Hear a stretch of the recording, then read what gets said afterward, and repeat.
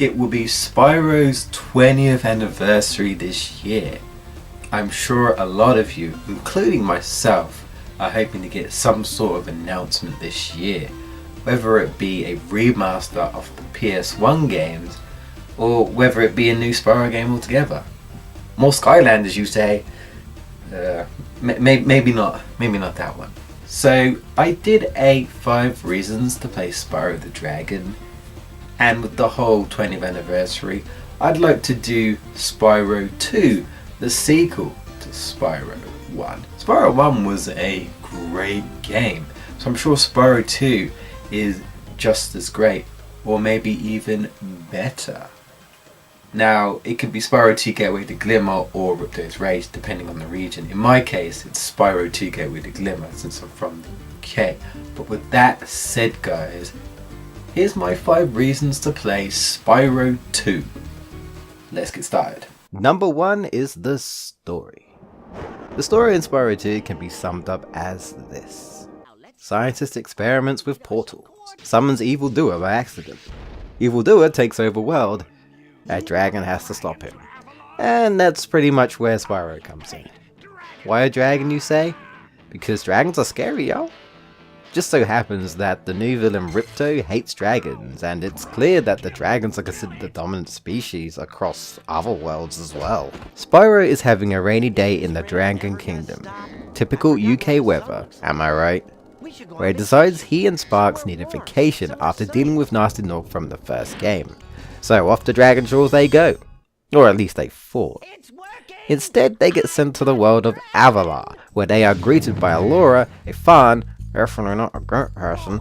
I'm a fawn, you dork. Oh, sorry. Hunter, the cheetah, and the Professor the mole. Suddenly the new villain Ripto and his goons appear and destroy Spyro's only way back to the Dragon Kingdom. With that said, Spyro is forced to save the world of Avalar in order for them to send him to Dragon Shores. How do we get ourselves into these messes, pal? Before he can face Ripto though, he must collect talismans in each of Avalar's worlds by convincing the inhabitants. The people of Avalar all seem to have their own problems they need help with.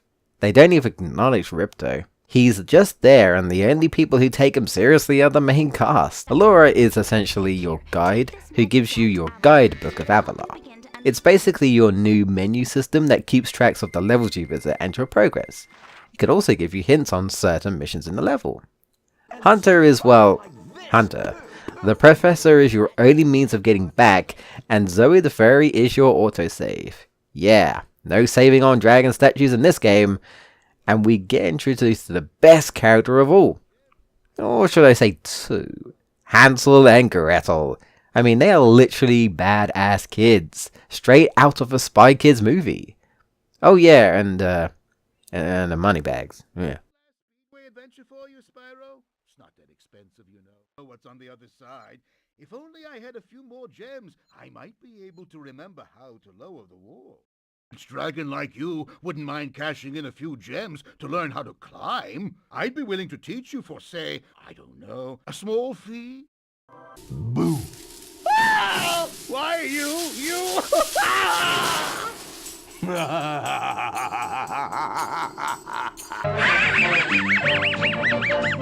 When it comes to the people you help throughout the world, you start to wonder if Ripto is the real villain.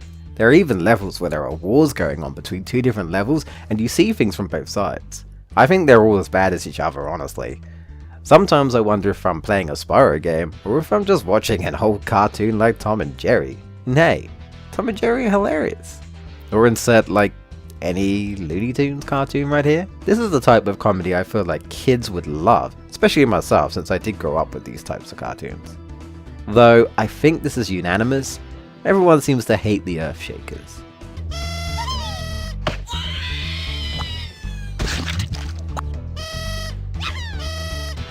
Good lord, I'm more afraid of these guys. But did I mention the best part? Spyro is voiced by none other than Tom Kenny in this game, or as most people know him as, SpongeBob. And you know the guys you help in Hurricos? is also Tom Kenny, basically SpongeBob before SpongeBob. Tom Kenny is talking to himself.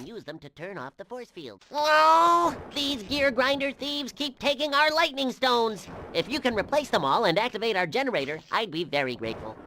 Number 2, the levels. Let's talk about the worlds of Spyro 2. Is it worlds or levels? I always called the portals levels and the main hub the hub worlds. Well, either way, Spyro 2 brings a variety of themed levels just like the first game. However, there are only 3 main hub worlds this time. This definitely makes the world jam-packed with levels. Fun fact though, they actually had planned a 4th world, but I guess they just ran out of time, since they were based on the seasons in the year: Summer Forest, Autumn Plains, and Winter Tundra. These hub worlds seem huge compared to Spyro 1, but again, it's probably because there are only 3. These hub worlds look beautiful, with my favourite being Winter Tundra.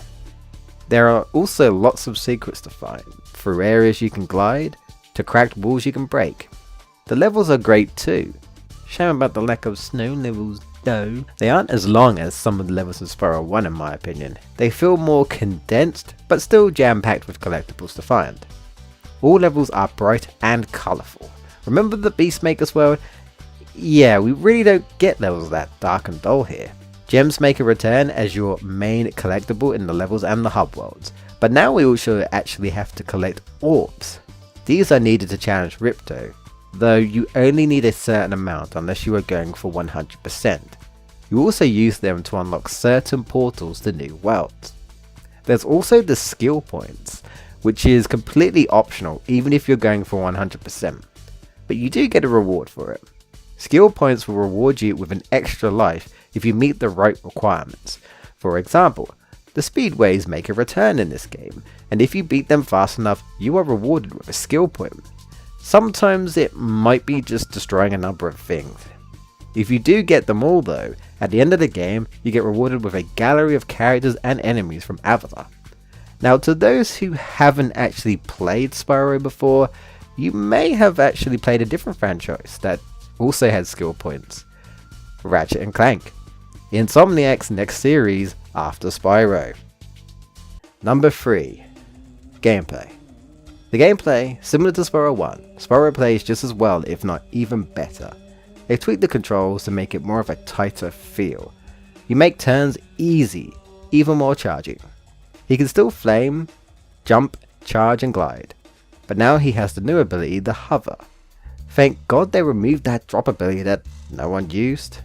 The hover is something I hope they add for Spyro 1's remaster. Now at the end of your glide, if you press the triangle button, he will do a hover, giving him a little extra height, making the tight jumps, or if you glide by mistake, you can still recover. This right here may just be my favourite new ability. It's amazing what little change can do to the gameplay. But that's not all. You know how in Spyro 1, all water was dangerous to Spyro? Well, now there are clear waters where Spyro can actually learn to swim. The controls are great too. You can't flame of course, but you can still charge underwater. Now the second ability you learn in Autumn Plains is the ability to climb. Now Spyro can cling on to climbable objects with his claws.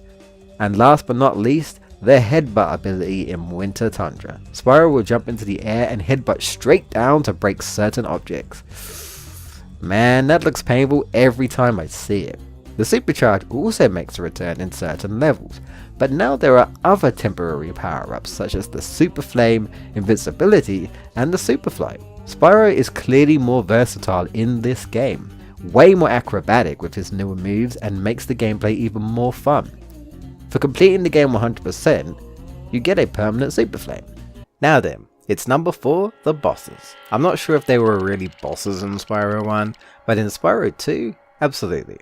You have to fight Ripto's 2 minions, Crush and Gulp, before taking out Ripto in the 3rd world. These were actually challenging for me when I was a kid. Compared to Spyro 1, they are a lot of fun. Crush will stand on these platforms, creating shockwaves or fireballs. Gulp will try to squash you, shoot his lasers, or steal the power-ups given to you throughout the fight and use them against you. Ripto will do something similar. Powered up orbs will be dropped down, and if you get 3 of them, you get a temporary power-up, and the only way to actually damage Ripto, since flaming him just makes him angry. He can even summon a mechanical gulp. Guess we all know which one he prefers. And for the final phase, you get the Super Float and the Super Flame for a battle in the air with Ripto. Final hit, Ripto burns in lava, and Spyro gets to go to Dragon Shores. Everyone's happy, and we never hear from him again. So, we meet again, little dragon. And finally, number 5, the music. Spyro 2 has a great soundtrack, just like the first game. Though I personally prefer the soundtrack of Spyro 1, Spyro 2 still has great tunes. But my favourites would probably have to be the hub-wub music. They are so relaxing to listen to. Let's not forget the first level in the game, Glimmer, a very upbeat, catchy tune. And I loved it so much, it's the music they used for the title screen. All these different tracks all have that Spyro the Dragon feel to them, so I think you'll enjoy listening to them. The sound effects when taking out enemies are still hilarious as well, if not even more hilarious than this game. Spyro 2 is a fantastic sequel to the first game. It improved things from the first game, such as adding the hover move and the ability to swim. Spyro just keeps getting better with each game in the trilogy. Sometimes when games add new mechanics, it can actually hurt the overall gameplay, whereas with Spyro his new abilities feel natural, an extension to his gameplay. Though probably my least favourite of the trilogy, I know a lot of people probably won't be happy with that, a lot of people do find this the best Spyro game of them all. And it's clear to see why. And there you have it, guys. That is my 5 reasons to play Spyro 2, Gateway to Glimmer / Ripto's Rage. Hope you did enjoy it, and stay tuned because soon I will be working on Spyro Year the Dragon on Insomniac's last game of the series before moving over to Ratchet and Clank. So let's see how that holds up. It's my favourite Spyro game of all time. And I'm looking forward to playing in remaster. So hopefully we get that remaster soon, guys. Hopefully we get some sort of news. I'm sure we will. Hashtag remaster Spyro, hashtag unleash the dragon. And if you got any comments, questions, feedback, leave them below. Let me know what your favourite level is in Spyro 2. If you have one, level, world, whichever you prefer, let me know. I'd like to see what your guys' favourites are.